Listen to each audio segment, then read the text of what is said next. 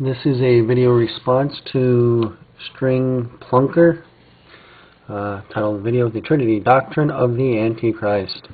This is a video that was sent to me. I was sent several videos by a particular individual who's been doing a lot of comments and whatnot. It's not this gentleman here, but I'm going to go ahead and answer this video, and probably the other ones. I haven't looked at them yet, but here we go. What's happening in John's letter, his first letter, concerning all of these people and their views on Jesus, is that they are misunderstanding the incarnation, and that's it. The reason why there are similarities between the doctrine of the incarnation and the Trinitarian view and these people's view is because they're taking that view and getting it wrong. And that's all that's happening here. What you're saying is that these people are inventing these views all on their own, and then at some point later down the line, these views come up again, but are kind of altered a little bit, and that becomes the incarnation and the Trinitarian view. That is false. It is quite a bit different than the way you're painting it to be. These people are getting the incarnation incorrect and are misunderstanding it and are trying to explain it on their own and reasoning it out for themselves, and they're getting some things wrong, such as a divine being ascending on a human being during a baptism. That would be incorrect. What you're doing here is the equivalent of, say, a Muslim taking a Jehovah's Witness Bible and proving some of the things that which the Jehovah's Witness thinks about Jesus and who Jesus is, and then showing that it's wrong, and then saying, well, those Christians, they must be wrong because look at these similarities here in their Bible and the Jehovah's Witness Bible. So the Christian must be completely wrong. And we can see how the Christian would have got what they said because these Jehovah's Witnesses think this way. So we can see where the Christians kind of got their silly ideas from, but they're wrong. And that's basically what you're doing. If Jesus is God, the label of Son of God was given by that very person, the Son of God. It wasn't invented by the Trinitarian. And the fact that some people got the incarnation incorrect and thought that a being descended during a baptism has nothing to do with Jesus titling himself Son of God. The Trinitarian view is not that a divine being ascended on a human being in Mary's womb. The doctrine of the Trinity is that a divine person was placed into Mary's womb and manifested in the flesh. The incarnation is that Jesus is a single consciousness with two natures, a divine nature and a human nature. It is not that there are two beings attached to each other. The Trinitarian view of Jesus on the cross is not that the divine nature left or vacated during the time that Jesus was on the cross so that the human nature can die. Paul tells us in Philippians 2 that Jesus drained himself in order to become like a servant or slave on our behalf. So what that means we don't exactly know, but it appears to mean that Jesus can dwell primarily in his human nature, which he would have to have done to do some of the things that he did during his ministry. He had to have dwelt primarily in his ministry, such as die, for example. So that doesn't necessarily mean that the divine nature vacated. Thinking of the divine nature as its own being is false. That's heretical. And his beginning of his dwelling primarily in his human nature probably began in Mary's womb, not on the cross. God is a single being with three centers of consciousness, each one sufficient enough for personhood. One of those having an obvious divine nature added to himself a human nature. I fail to see how word trickery is going on here.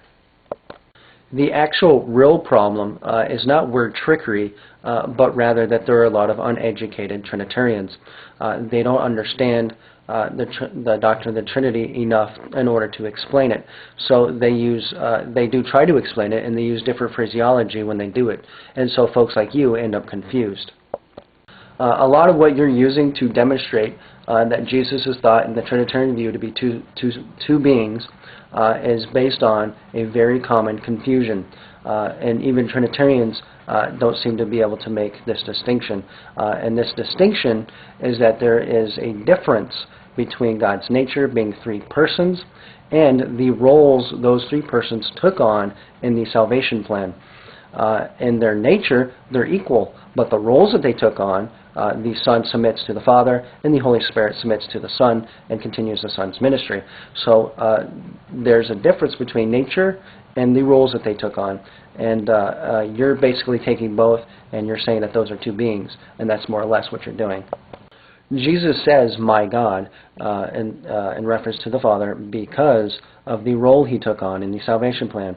That role would be a role of a submitter, or as it says in Philippians 2, a bondservant or a slave.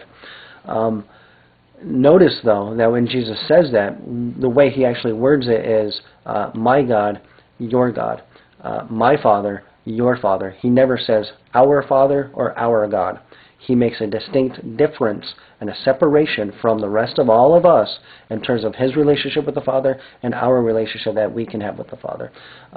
So when Jesus says, "My God," what he means by that is completely different than what you are to mean by "my God." He makes a distinct difference and a break from us in terms of his relationship with the Father. You know, it's kind of interesting, though, because you're doing in your video exactly what you accuse the Trinitarian of doing, and that's using phraseology and language to manipulate a thought or an idea. I'm going to assume that you are against abortion, and therefore you're a pro-lifer. Well, you may have noticed that pro-life people use phraseology and language to demonstrate that abortion actually doesn't really include a choice. The choice was made during the Sex Act. It doesn't come afterwards. So just because one can use language to demonstrate something and phraseology to demonstrate something doesn't mean that that something is false. That's just a ridiculous concept that which you are bringing forward. And you are actually using that concept in your video to demonstrate that concept. So you're using phraseology to demonstrate that the Trinitarian can do it in order to demonstrate that the Trinitarian is wrong, and that actually does absolutely nothing to say whether or not the Trinitarian view is wrong. And the last thing I would want to say is that you're absolutely wrong that the Bible does not teach a three-person God. That's completely false. However, I don't have time in this video to go through it and to demonstrate that for you, but I do have plenty of videos that do it, so you can just go ahead and watch those if you want. I guess I could give you one quick example. Matthew 28:19, "Go baptize in the name of the Father and the Son and the Holy Spirit." I'm sure you've argued this before, but you may not be aware of this fun little Greek grammar rule called the Grand Sharp Rule. The Grand Sharp Rule states that in Greek, any nouns that are separated by the words "and the" in succession, that it is then talking about three separate things, or separate things, in this case, three separate things. So if it said, "Go baptize in the name of Father, Son, and Holy Spirit," then it would be saying that the Father, Son, and Holy Spirit are the same person, is what it would be saying. However, what it is saying, based on Greek grammar rules, is go baptize in the name of the Father, one thing, go baptize in the name of the Son, one thing, go baptize in the name of the Holy Spirit, one thing. That's why the word name is singular, because if it was plural, it would be redundant. So if you can go and baptize in the name of the Father, and the Father is God, obviously, and that is one thing. But you can completely ignore the Father. You don't have to baptize in the name of the Father ever. You could at any time baptize in the name of the Son, and it's the same equivalent of baptizing in the name of the Father, and the Father is God. So if Jesus thinks that baptizing in His name is the same equivalent of baptizing in the Father's name, who does Jesus think Himself to be? Not only that, but He clearly states that you can baptize in the name of the Holy Spirit and completely ignore ever baptizing in the name of the Father or Son. Now, it just so happens in the beginning of Acts, in the early church, the name that which they did baptize in is the name of the Son. And that's perfectly fine by Matthew 28:19. However, if they wanted to, they could have just baptized in the name of the Holy Spirit and completely ignore Son and Father, or they could just baptize in the name of the Father and completely ignore Son and Holy Spirit, because it's all the same equivalent.